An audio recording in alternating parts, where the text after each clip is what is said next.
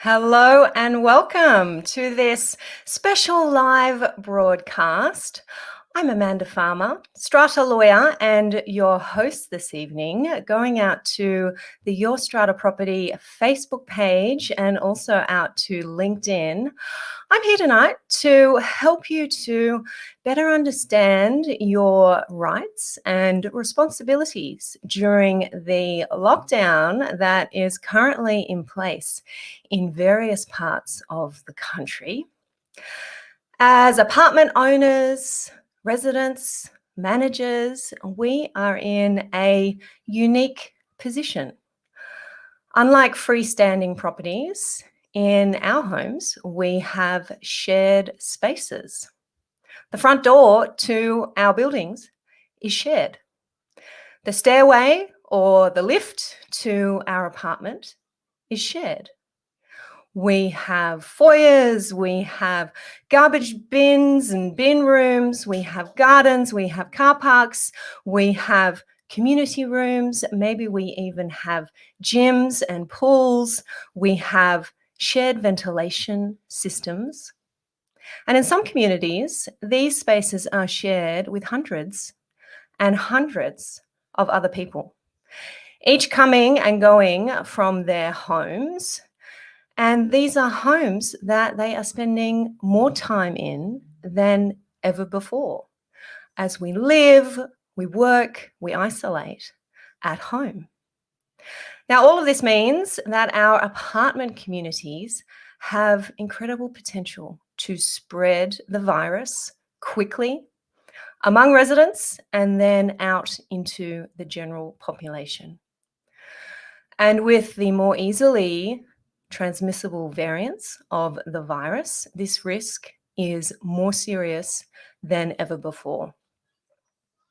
Now, we saw this a couple of weeks ago in South Bank, Melbourne, where 6 residents tested positive to the virus, which was transmitted within a low-rise townhouse complex with very few shared facilities. We saw it last Thursday in King's Cross in Sydney, the 280-lot Elan building, which more than 500 residents call their homes, went into immediate lockdown after a resident contracted the virus. Now, at this stage, we are receiving limited, if any, guidance specific to community living from our government. Strata managers, building managers, committee members, residents themselves are being left to determine the safest way forward for their buildings and for themselves. Now, my aim tonight is to arm you with the knowledge and the access to information necessary to make the best decisions that you can in a difficult situation. So thank you so much for taking the time to join me here this evening. I can see so many of you tuning in live, and there will be many, many more of you catching the replay, I am sure. I would love for you to drop me a hello here in the comments. Perhaps let me know where you are this evening. Are you in one of our lockdown areas? Perhaps in Greater Sydney, as we have come to call it, or wider. We now have lockdown areas in southern Queensland and also in Western Australia, as I understand it. If you're joining us from Facebook, drop me a hello there in the comments. And I know that we're also going out to many people on LinkedIn. I'm seeing hellos come through from Henry, who's saying good evening and sending love to all. What a horrible situation. We thought we'd be past it, Henry. We really did. We were talking about this more than 12 months ago in these terms, and here we are again, sadly. Sean is here. Hey, Sean, how are you? Bruce is here and is currently on the Central Coast. There you go. I'm not sure. Are you within a lockdown area? I think you are there on the Central Coast, Bruce. Didn't quite escape far enough. Preston is here from Zetland. Lovely to see you, Preston. You're all coming through thick and fast now. I'm not going to be able to show you all on the screen, but I can see Jenny, who's in the inner west. Michelle's in Newcastle. Jane is in lockdown in Waverton in a high-rise with multiple common property facilities. Great to have you tuning in, Jane. Debbie is here in regional Dubbo. Good to see you, Debbie. Casey is here, Emiliana from Chester Hill. Savia is here joining us from LinkedIn. Nice to have this special session. It's lovely to be able to deliver it here for you, Savia. Kaba is here. He's he or she, sorry, not sure, is a building manager in Potts Point. Really important information. Our building managers are absolutely at the front line. And you guys are the ones who are really helping me to understand what those frontline problems are. So it's great to see you here, Kaba. Alan is here from Sydney's Inner West. Ro is also in the Inner West. Carolyn in Lane Cove. Dorothy from Sydney. Ian in Huntley's Cove. Heather is in Bega. Megan is also in Bega. Hey, neighbours. James is in the thick of it in Coogee. Absolutely, James. Keep safe. Peter's in Waterloo. Michael's on the North Shore. And Vanessa is in Randwick, where a tree just came down on the reserve next to your building. Like you don't need much else to worry about, Vanessa, there in Sydney's eastern suburbs. Thank you all so much for dropping me a hello. We will have time. I have set aside the hour for this evening. We will have time for questions, so feel free to post those in as we go along. I have Rochelle here helping me behind the scenes, who will help me to track those questions and pop some really important links into the comments for you. If you are on LinkedIn, I can absolutely see your questions as well. You are all in the right place, and I am thrilled to see you all out here this evening. Looking forward to this information. We are going to cover, in particular, some New South Wales legislation and the New South Wales Public Health Order, the current Public Health Order. If you're not in New South Wales and you are tuning in, not to worry, there is a lot of practical information here as well, which will be relevant to many of you in other parts of the country. Strata's a little bit like that. We all suffer from the same problems, face the same challenges, and can benefit from the same help. So don't worry too much if you find there's a focus on New South Wales. There is absolutely some information here for everybody. I'm going to be talking about the various parts of the New South Wales Public Health Order that I believe are relevant to strata managers, to owners, and to residents. I'm going to be talking about meetings, strata meetings. What is our best practice these days when it comes to meetings, including electronic meetings? What are our legal obligations for the convening of meetings other than in person? I'm going to be talking about positive cases in our strata buildings. What is the obligation, if any, of residents to disclose positive test results? What rights do buildings, do committees, do strata managers have to know about positive test results, or to know if you are self-isolating because you have been a close contact or have been at an exposure site? Do you have the right to know?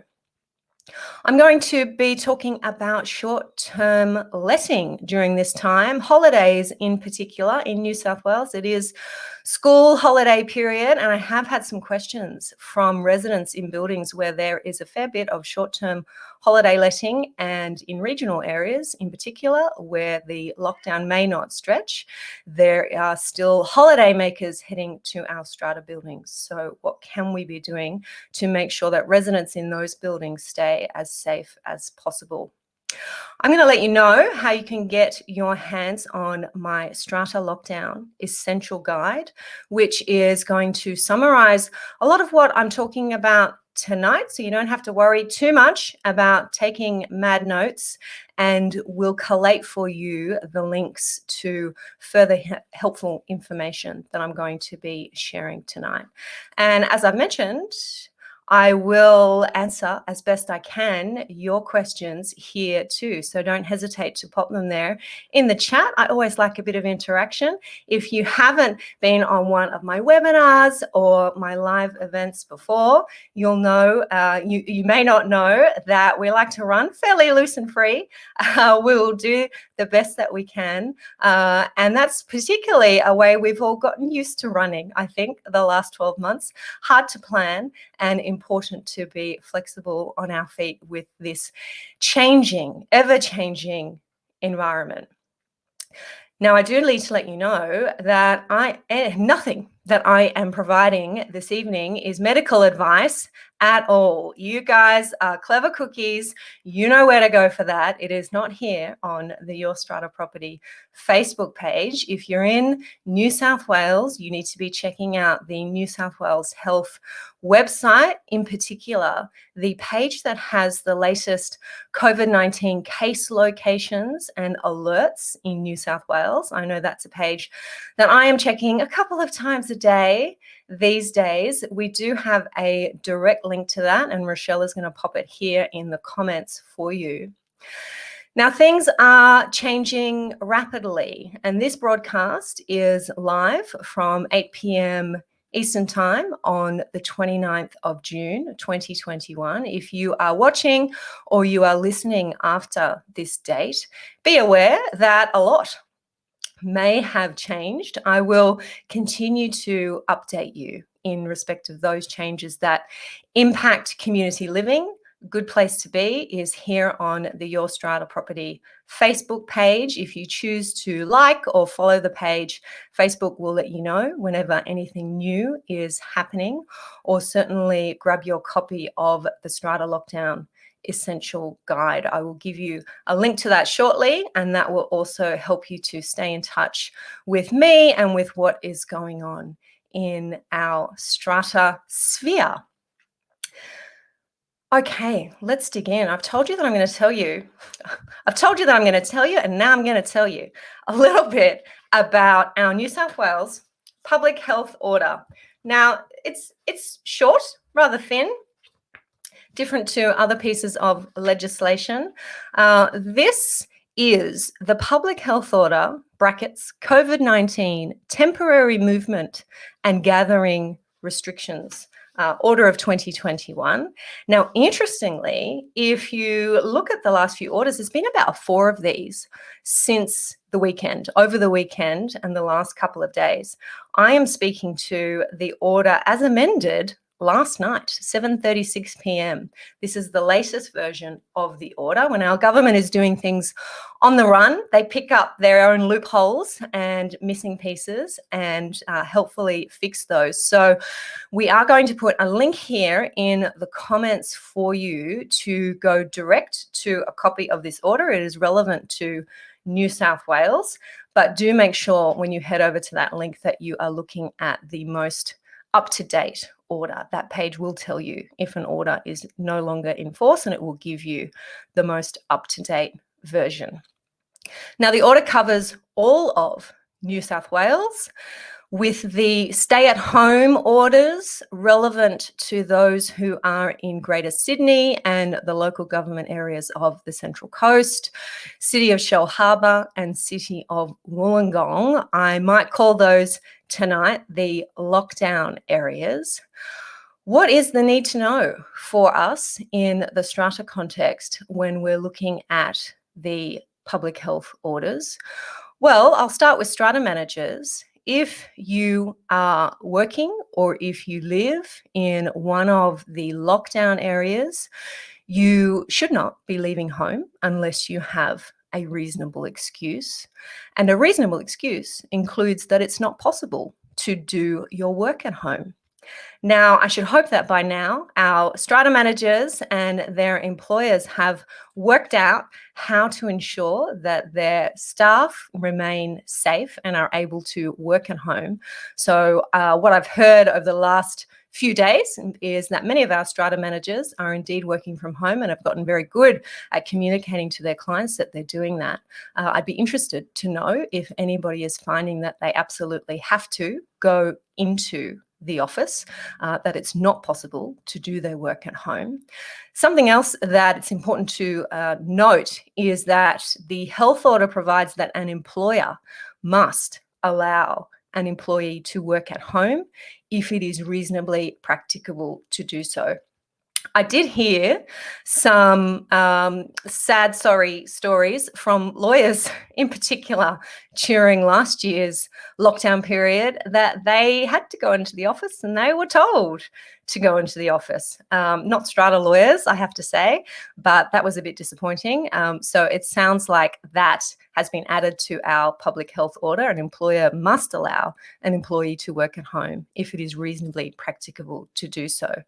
I'm seeing a note there from you, Michelle, that one of those links doesn't work. So Rochelle will just check that out. That was our public health order. If Rochelle can't fix that one, I will head back later and sort that out for you. The public health order provides that no more than 5 visitors can be at your place of residence at any one time. Now, there are exemptions to that. I'm not going to go through them. You can go and have a look in the order what those exemptions are. What I do want to point out in our strata context is that place of residence, this term, these 3 words, place of residence, is defined in the order to include not just the apartment where you live, the place where you lay your head, where you sleep, but it also includes a garden, yard, passage, stairs, garage, outhouse, or other area or thing attached to or used in connection with the premises. That is the definition of place of residence in our public health order. Now, that's a little confusing, in my view, in the strata context, because we have all of those things in our strata buildings, and they are what we would know as common property, parts of the common property, but they are certainly places that are used in connection with our homes, with our place of residence. Best practice, because of this definition, in my view, is that you should have no more than 5 visitors, whether you are in your home, in your apartment, or whether you are on your rooftop terrace, or in your common area garden, or in your community room. I don't believe that there is any out for having extra people visiting if you are on the common property and not actually in your own apartment. That definition, place of residence, in my view, extends to include the common property. Now, having said that, stay-at-home orders should be keeping most people at home and not out visiting others. So if you are in a lockdown area, then it would be unusual, I would think, for you to be having visitors unless you're falling into one of those exemptions.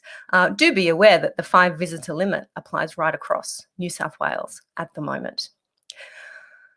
I'm often asked about parties during these times where people can't go out, can't go to the pub, can't go to the nightclub, and are instead having people over for dinner and for loud parties. And I'm often asked, who is in breach of the order when that happens? Is it the resident who's got more than 5 people over? Is it the visitor because they are one of those people who are over the number? And this is the first time I've seen in our orders that this is actually made very clear that both the resident and the visitor are liable under the order if they are breaching this 5 visitor maximum rule. So if you're a resident, you can't have more than 5 people over. And if you're a visitor, you can't be in a party of more than 5 people. So I think that's important and something that our strata committees are well armed with that knowledge if they are having problems with residents who are having noisy parties and parties that are in breach of the public health order. What about gyms and pools? We still, in my view, haven't got this right in New South Wales. We don't have a specific direction about apartment buildings, strata building, gyms and pools. There is a specific direction that public pools in the lockdown areas must be closed. I say a pool in a strata complex is not a public pool, it is a private pool. In relation to gyms, the public health order says that an occupier of a gym must ensure the maximum number of persons attending any group class does not exceed 20 persons. I would think that's unlikely to impact our strata gyms. Other than those two things, there ain't much said about gyms, pools, or anything that might apply to our strata private areas, gyms and pools. And remember, I've said earlier that place of residence includes all of these common areas as well. So it's really very grey in our public health orders where our strata schemes fit in. Does the 1 person per 4 square metre rule apply? Not technically, because places of residence are exempt from that requirement. So we're really seeing some great examples of where our apartment communities are completely overlooked here. Those are the gaps, those are the grey areas in our public health orders, but we're here to solve some problems tonight. So what is my advice? My advice is be sensible when it comes to our gyms and our pools. We've been here before. What did you do last year? Did that cause a complete debacle in your community when you made the decision to close or not to close? Let's not make the same mistake twice.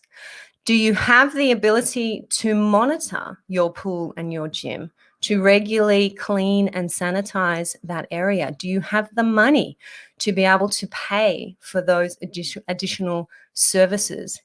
If you don't, then probably the least worst decision in a difficult circumstance is to close those areas. That is probably the safest, less risky decision to make. But if you are making that decision, my suggestion is convene a strata committee meeting. These can be done in writing if you haven't yet opted in to have committee meetings electronically, and document the decision to do that, to close the gym and the pool and circulate the minutes of that meeting to your residents. As soon as you can, convene a general meeting. Convene a general meeting and seek a resolution from your owners to ratify that decision of the committee. And if the majority of owners decide that that is not what they want, then that is the decision that they have made. And it is a decision that has then gone through the democratic process. And as committee members at the front line, you are able to rely on that decision having been made at general meeting level. But simply making decisions without consulting, without recording them in meeting minutes is never a good idea. I saw many buildings doing that last year, or having directives that are issued by the building manager seemingly without instruction from the committee, and certainly without the backing of the general meeting, is not a good idea. I understand you have to act urgently, but we can convene committee meetings on 72 hours notice in New South Wales, and that is certainly the step that should be taken to confirm these urgent decisions about what we're doing with our common areas. So it was my mantra last year, and I'm saying it again now. There is not necessarily a right decision, or there's not necessarily a right decision, but in a difficult circumstance, we are always thinking about making the least worst decision. Something that has been drawn to my attention only over the last 2 days is that some buildings are arranging to have a COVID-safe check-in registration through services New South Wales.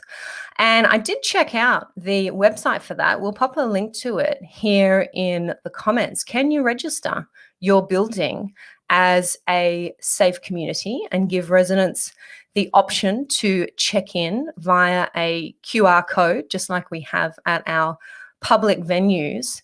It seems that you can go through this process. I haven't tried it from start to finish. I would be very interested to know who has, if anybody has, managed to get their building registered and obtain a Services New South Wales QR code, with the idea that you will be informed immediately if there is a positive case in your building, so that you can take appropriate action.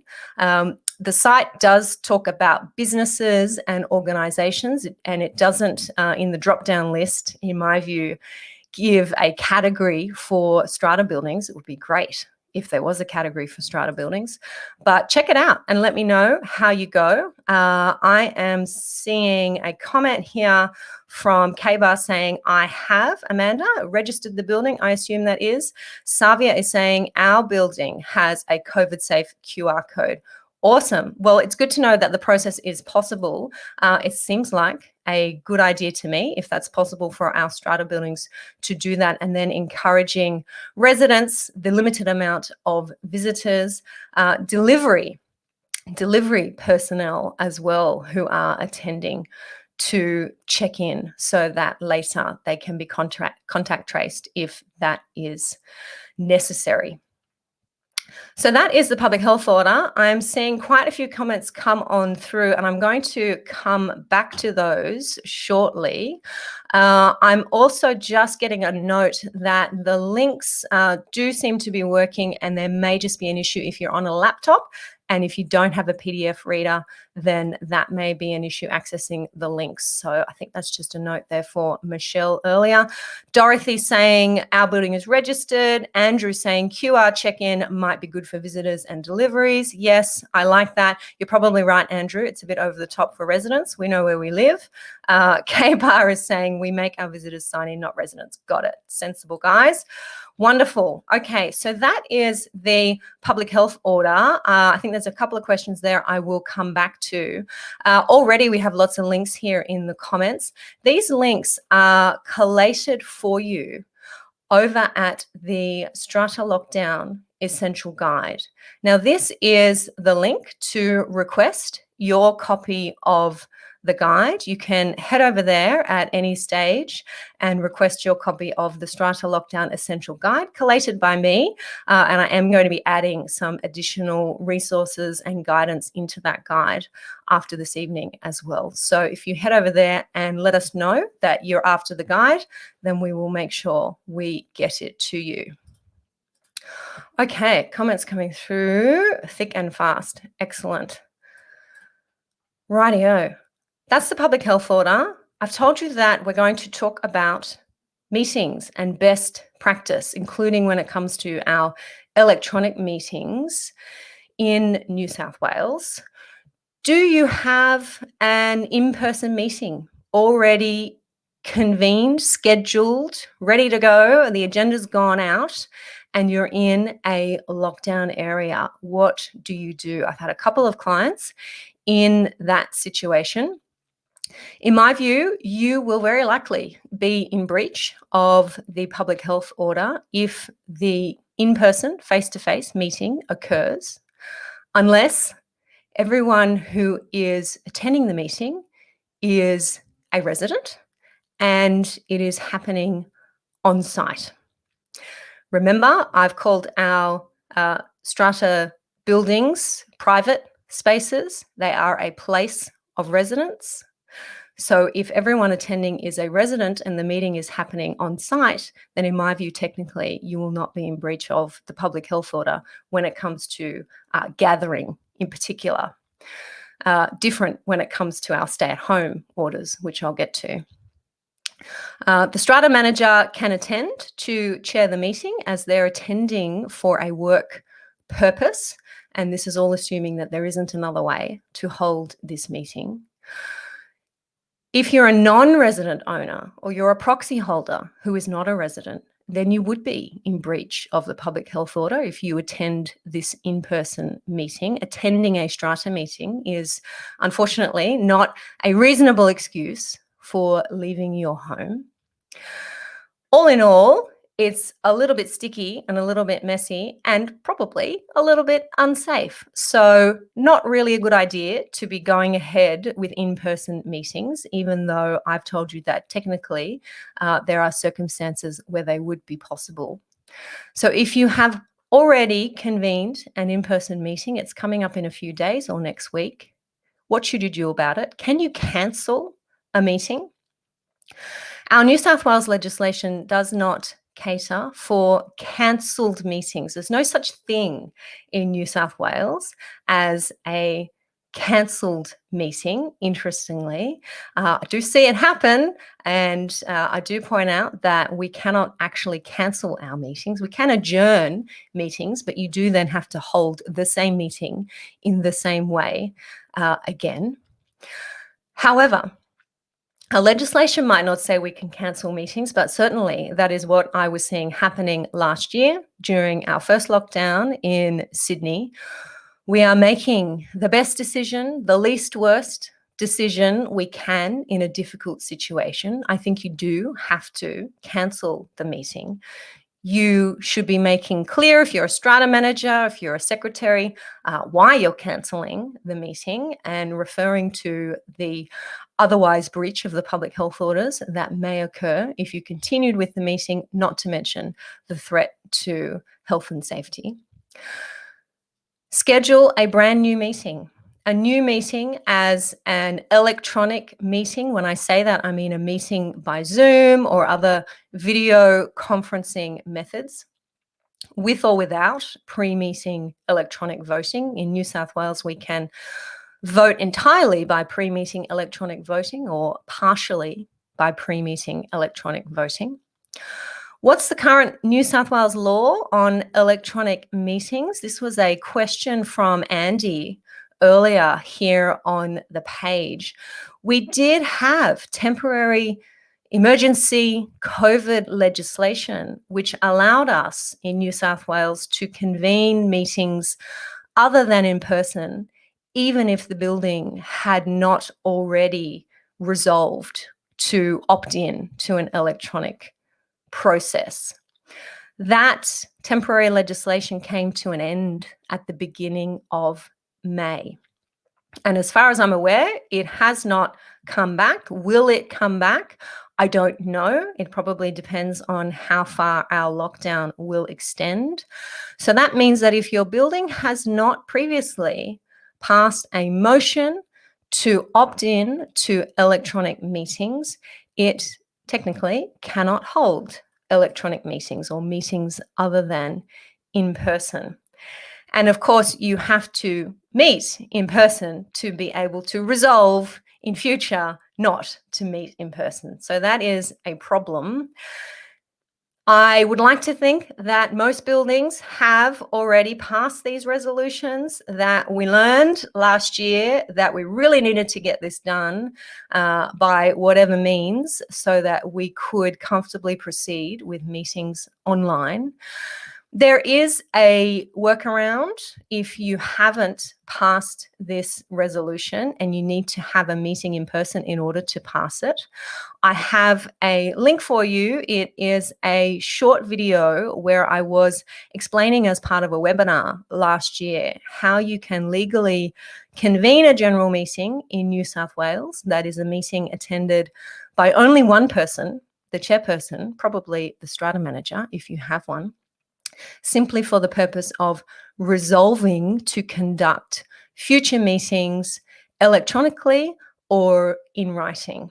So we will pop the link, if you don't mind, Rochelle, to that 3-minute video here in the comments so you can check it out.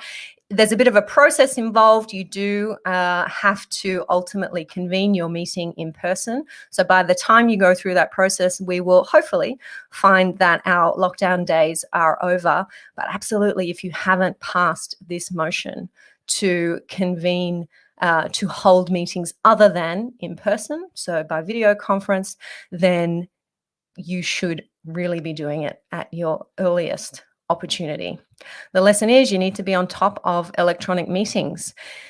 Even better, if you as Strata managers or your Strata manager has access to and is using a voting platform, an electronic voting platform, such as Strata Vote.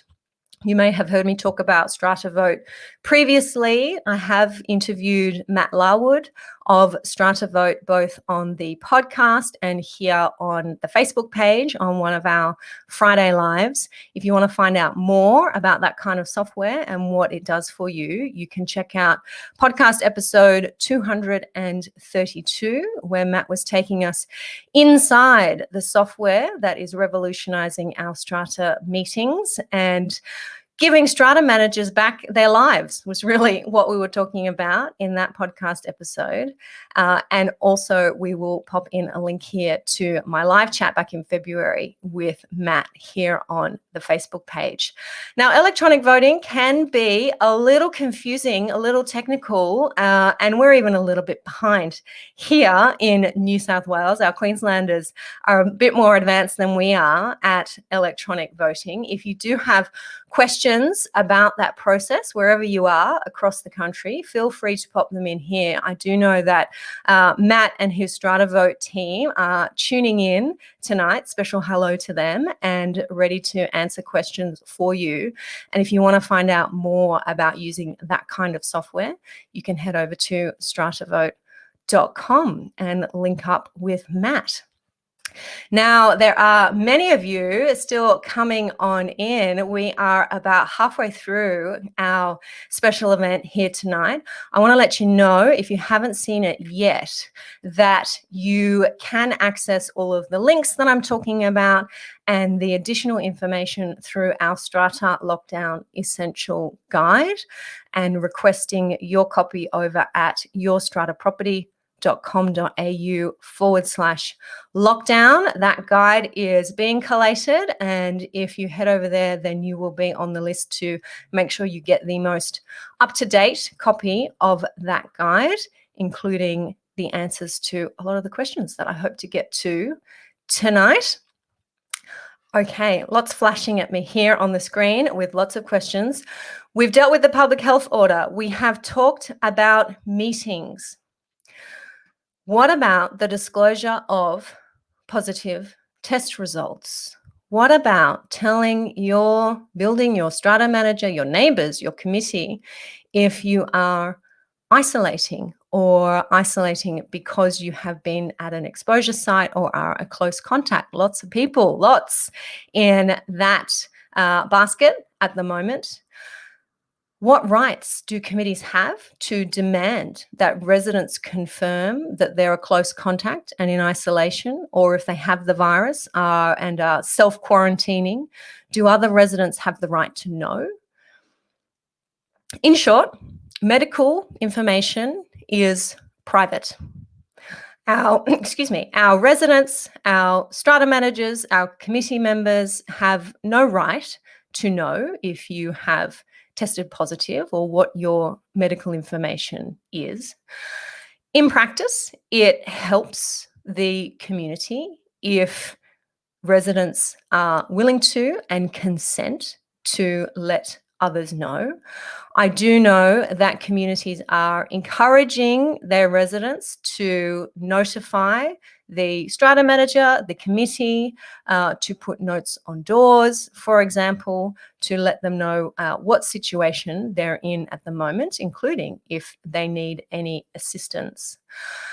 This certainly, these kinds of questions and uncertainty around this issue indicates to me the importance of having a crisis management plan, or what I know some buildings are calling a COVID action plan. And I came across a good one, I think, with at least some thought starters last year when we first started talking about this, and I'm going to share it again. It's one put together by Brent Clark from What Block. I know that Brent tunes in regularly and may be tuning in tonight, and I do have his permission to share that with all credit to him. We will pop a link into that here in the comments. Go and check it out. As I said, it gives you some ideas. I had another refresher look at it this afternoon. And whilst you may not be wanting to or needing to adopt everything that's in there, there are certainly some good thought starters in there for what you might think about doing as a community dealing with the pandemic and dealing with a lockdown. And indeed, if you are notified that there has been a positive case, you're notified by government of that fact. You may not know who it is, but there will be certain steps that you should be taking in order to protect your communities. Now, the best thing I can say when I say that residents don't have an obligation to tell their strata manager or their committees, their neighbours about a positive test, we should all absolutely be assuming that the virus is in our building. If we simply operate on the basis that it is there, it exists, it is circulating, then we will all be behaving in a way that, in my view, is as safe as possible. Maintain your increased cleaning schedules if you can afford that. Focus on those high-touch areas. Don't touch the high-touch areas if you can avoid it. Keeping your distance from each other in the common areas, taking the stairs, not sharing the lift with people who are not in your household. I appreciate this is all difficult in large buildings, but I trust less and less of us are coming and going quite as often as we otherwise would be. So acting in a way that simply assumes the virus is circulating is probably the best thing that we can do. And then if we do have a positive case, then we are already ahead of the game.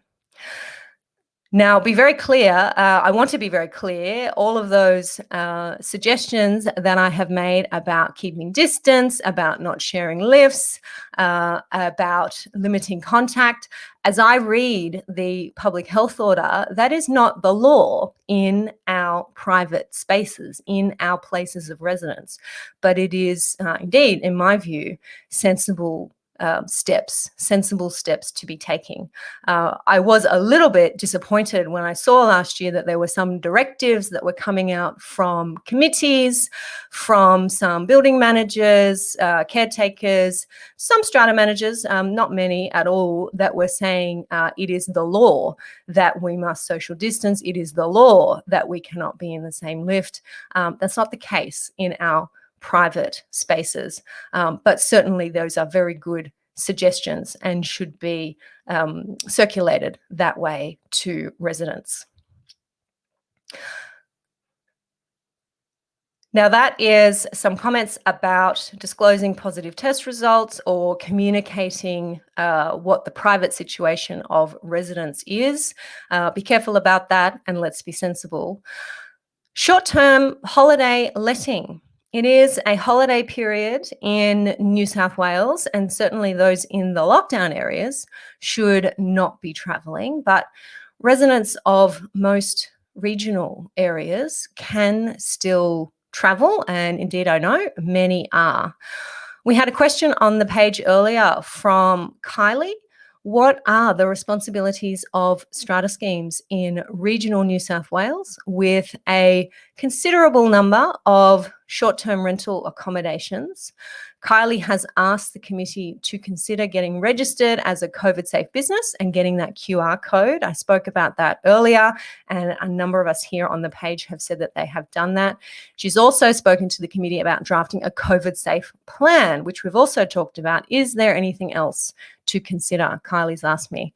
Well, Kylie, you're absolutely on the right track there, and I hope you've heard that from what we've had to say earlier on.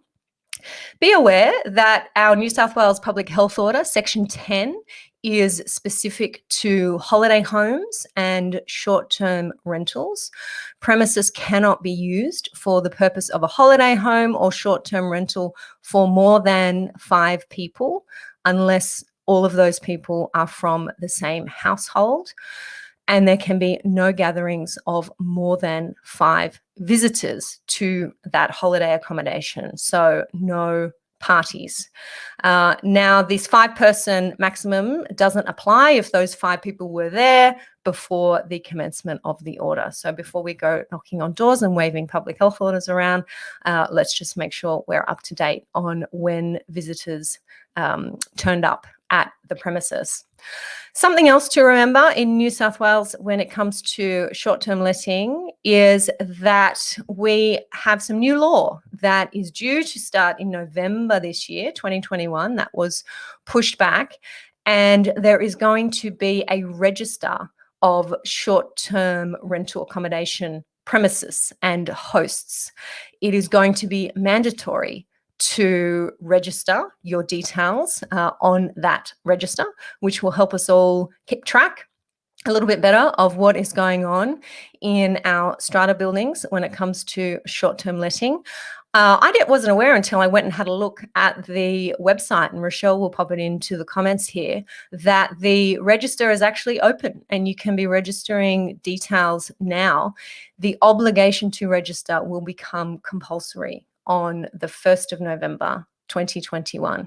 But certainly there is there on the Planning New South Wales website a register that is up and running. So concerned committees that know that short-term holiday letting is going on in their building may like to encourage their hosts to register so you can keep track of who they are.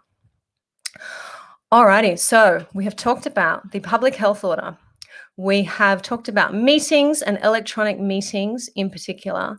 We have talked about the disclosure of medical information, positive test results, and short-term holiday letting.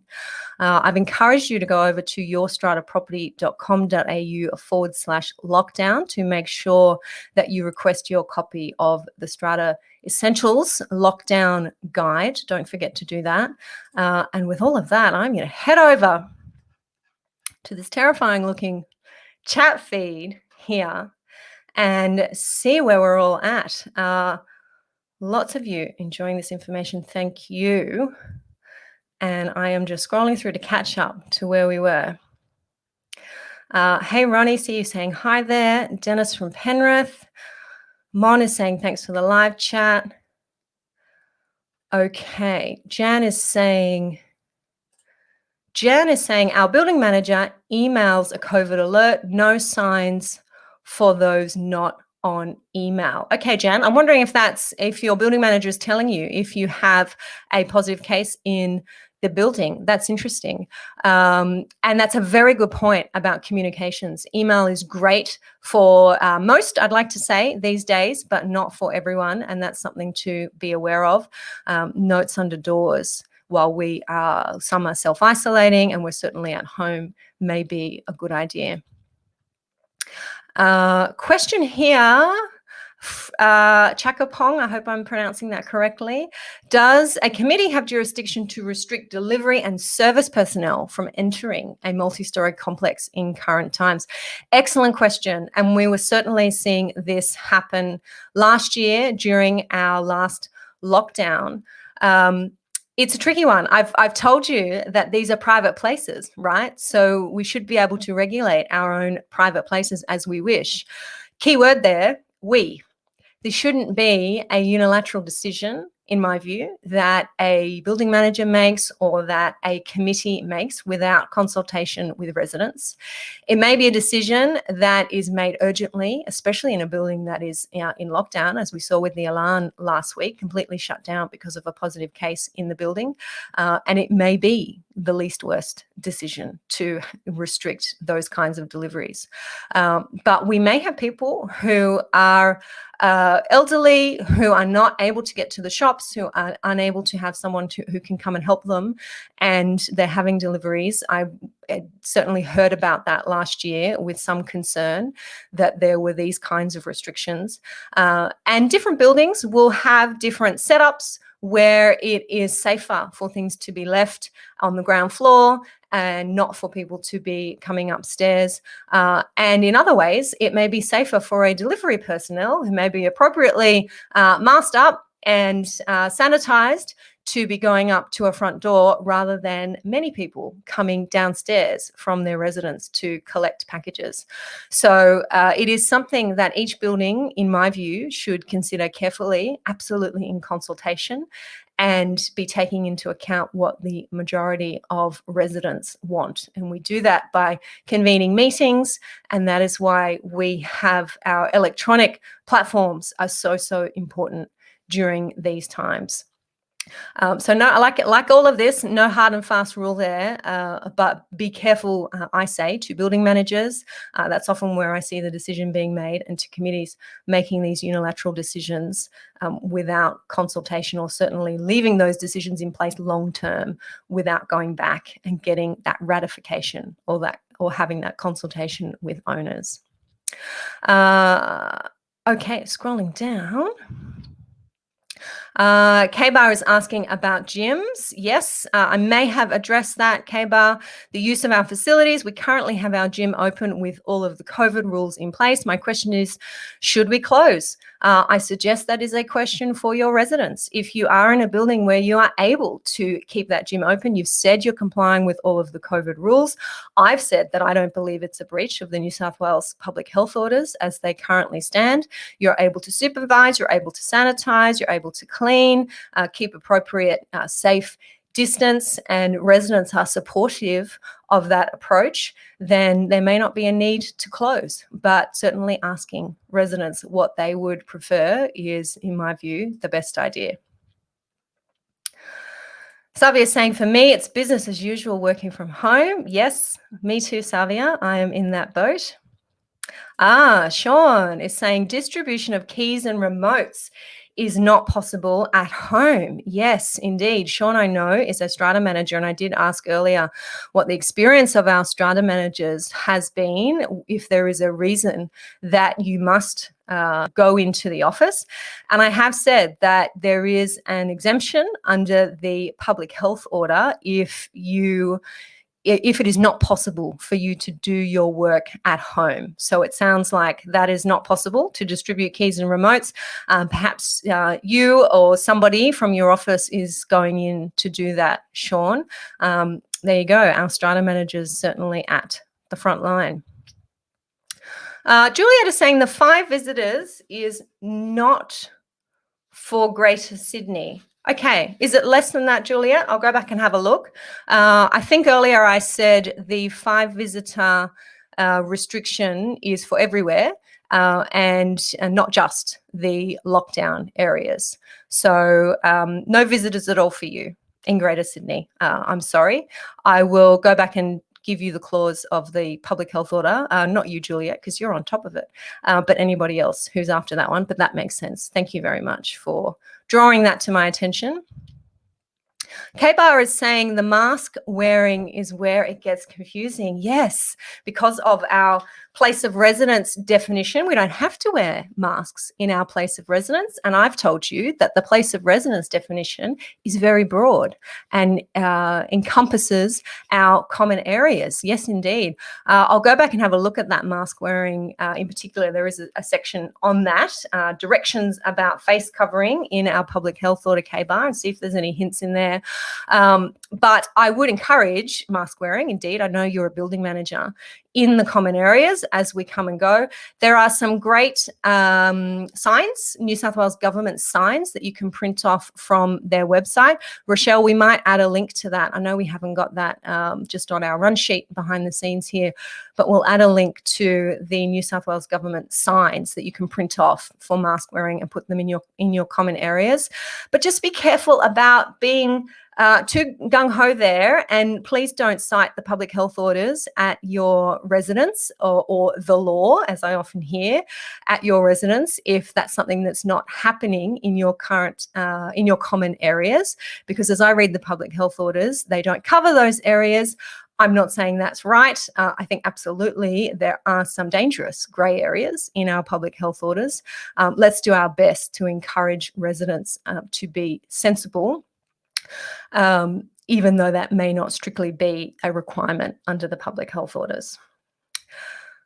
Okay. Kayla, you're a font of information. You're telling me no mask required doing strenuous exercise in gyms. I like that. That's enough to get you sweating on the treadmill, isn't it? Q Poodle. I think I've just answered that question about wearing masks in the common areas, I hope.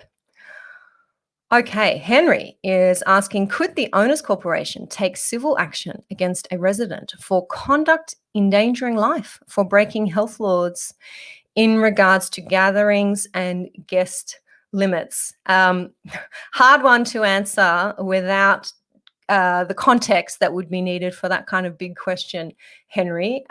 Certainly, it's a concern. This is the kind of thing that I heard discussed when I attended the conference of the United States Community Association lawyers. We know that that's a culture that's a little bit more litigation happy, perhaps, than our own is, and see some rather large civil action lawsuits that are brought. It's not something that I have seen successfully done here yet. Or if anybody is aware of these kinds of actions taking place, I'd be pleased to learn about them. But that would be a big decision for a community to take, and indeed some specific advice would be needed before you'd take that kind of action. But it's a concern, and it may be that a community is able to communicate the potential liability that would accrue to somebody who wasn't following the public health orders, the government directives, the owners corporation's reasonable directives, and making sure that everybody was kept as safe as possible. Getting to the comments about getting your QR codes, which is excellent. I'm so pleased to hear that many of you have done that. Jane, I'm going to do my best to read this one. Your estate office is in a separate building and being treated as non-residential with QR code and mask mandate. The gym and pool are also separate and have QR code and visitors excluded. This seems a very sensible approach in my view. These are run by a CA, a community association. The recreation facilities are not closed, but maybe if things get worse. We are not a business, but some parts might be treated that way. Absolutely. And a really good example, Jane, of what I was saying earlier about different communities being structured in different ways and having a different setup, and it being sensible to deal with some parts differently to other parts. I think that's great. And by the way you're talking, it sounds like you may have a community that's in agreement with that approach. And I trust there's been some consultation there to make sure that everybody is on board. But thank you for sharing that example. That does indeed all sound very sensible. K-Bar is saying it's very simple to get a QR code for your building. You just need an ABN. Okay, excellent. Good tip. Carolyn is saying that the building manager has implemented the QR code. Great. Okay. Keep scanning through here. Elle is saying a QR sign-in would be useful where there's Airbnb in the building. Yes, definitely. That should be encouraging buildings that have that short-term holiday accommodation to get excited about and check out that QR code sign up. There is a link there to find out more about that here in this comment. All right, we're getting into some general Strata questions here. That's what happens when you get a Strata lawyer live with you for an hour. I may come back to that, K-Bar, after this broadcast. Happy to point you in the right direction there. Oh, look, I don't even have to. We're getting answers here in the comments. Savia saying Strata vote is great. Good to know. Thank you, Savia, for sharing that. Yes, Brian, good question. To the person registering their Strata for COVID, what category did you use? Just to clarify, Brian, I understand you're asking registering with Services New South Wales to get a QR code. What category did you use? I had that same question when I went and had a look at the drop-down list earlier today. So there may be a question further down, an answer for you, Brian, further down, but I think that's a good question. And perhaps some Strata managers or building managers who are doing this for their communities can share their the choice that they made. I saw a choice for accommodation, which I sort of question marked. I think there was a choice for recreational facilities, which, as Jane was saying, they've got QR codes for their separate gyms and pools. So our smaller buildings may struggle to find a definition there that fits them. Joanna is asking, does the same apply for monthly committee meetings? Do they need to resolve to hold them electronically? Yes, if you want to opt into electronic meetings for your strata committees, yes, you have to pass a resolution for electronic meetings. I haven't looked at that for a while. Correct me, anyone, if I'm wrong. I'll go back and check. But that's my memory. However, strata committees have had it a little bit easier because committees have always been able in New South Wales to have what we call paper meetings or meetings in writing. So that has been a properly convened meeting. It's clause 9 in schedule 2, if my memory serves me correctly. And it's essentially an electronic vote because you can just send your voting paper back by email to choose your the result of each motion. So committees haven't been too worried about their electronic meetings, but as I understand it, if they are having a Zoom meeting, they do have to have the prior resolution to opt in to that electronic meeting. There's some comments there that I've lost the context, so I will not be able to get into those. Bruce is saying SCA, I read today, have requested reinstatement of the alternate meeting regulations. Excellent. Good to know. Thank you, Bruce, and thank you, SCA. The other thing I would really like reinstated, and some lawyers might be able to tell me if this has happened or is happening, is the ability to witness signatures electronically by Zoom rather than in person. We had that in place for a good 6 to 9 months, which was really helpful to be able to get affidavits witnessed and not having to meet in person, which at the moment is particularly difficult. So I'm watching and seeing if that will come back into effect. Okay, yes, Brian was talking about QR codes and which category to use. I'm seeing some great interaction here, others helping others. That is why we love to do this and bring you together in this space to be able to share your experiences and your ideas. Okay, scrolling down. All right, a few general questions here, which I will do my best to come back and give you some strata guidance. K-Bar is saying, put OCABN, so it's a business, go through government website, very simple, took us less than an hour. All righty, sounds good to me. Okay, Preston is saying, why not leave reporting of a case of positive to the Department of Health? Where do you draw the line? Should we demand that other transmissible diseases are made to notify, like hepatitis, HIV? Absolutely, yes. And it is a serious question. It's a serious issue. Private health information is not in the Strata's interest, yes. So Preston, just confirming my guidance there that our medical information is indeed private and there is no right to demand or right to know. And you will be the Strata manager and the point of contact for the building will be notified by the government if there is a positive case in the building. Okay, Jai is here from Strata Vote answering some questions, I think, about electronic voting, which is great. Thank you, Jai. And Jane is giving some information about the Code of Conduct for Short-Term Rental Accommodation, which requires the host to notify the Owners Corporation and hold public liability insurance. If those notifications have not been made, it's time to promote compliance with the code. It commenced in December 2020. Yes, absolutely. Thanks for that, Jane. The code did commence in December 2020. So important for those buildings who have short-term rentals going on. If you haven't perhaps adopted a bylaw that incorporates the code, that reminds people about the code and their need to comply with it, it's a good time to do that. And our register commencing in November 2021. And Jane, I know, will tell me if I'm wrong about that. Thank you, Jane. The short-term rental register is not public, but your local council will have access to it. Excellent. Good to know.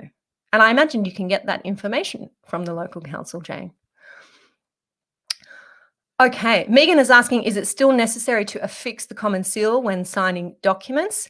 Yes, it is, but your attestation, your witnessing of the affixing of the seal, we still have our COVID temporary COVID regulations about that. So you don't actually need to be in the presence of the person who is affixing the seal. A bit similar to what I was talking about earlier with your affidavit witnessing, the temporary legislation we had for lawyers witnessing affidavits, which we don't have anymore, which is sad. But the common seal temporary legislation is still in effect, Megan. I have a copy of that on my screen here somewhere. I will come back and just give some closer guidance about that. And Strata managers will tell me if I'm wrong, but my understanding is the seal still needed to be on, but the signing didn't necessarily have to be in the same presence as the seal. Could have that wrong. I'll come back and give you some clarity on that one. Good question. Matthew is here. Hey, nice to see you. Alrighty, guys, you are still heading off into your strata vortex of questions here. I love it. I am going to wrap up now because it is getting close to bedtime, and we need to stay healthy and we need to stay sane during this time. I am here to answer your questions, to continue to update you on this ever-moving feast that is our lockdown and our New South Wales public health orders. Head over to yourstrataproperty.com.au/lockdown. That's going to get you your lockdown essential guide. It's also going to make sure that we can stay in touch and I can continue to update you on what's happening in the stratosphere during this time. I will be back here on Friday for Friday Live. It's fortnightly Friday Live, and we have had so much to get through tonight. And I'm sure, as always, in our strata space, the more we talk about things, the more questions are raised. So let's just continue on Friday. Hey, shall we continue this discussion on Friday and see how everybody's gone over the next few days? 4 o'clock Friday is our Friday Live. We do this every couple of weeks. And Friday, we'd like to bring a little glass of wine, glass of champagne with us if we feel up to it. Thank you for all your thank yous, everybody. I'm glad that you found this helpful. It's something, I saw a note there from Jane saying we're all just winging it. It's important to get information out as quickly as possible, in my view, and start having these conversations so we can all be learning how to do better and do the best we can for our communities. If you like what you've heard, please give us a thumbs up, give us a love heart, give us a share, Facebook likes, all of that, to be able to share this important information out to others who need it as well. I will look forward to seeing you here again very soon as Friday. I'll catch you then. Bye, everyone.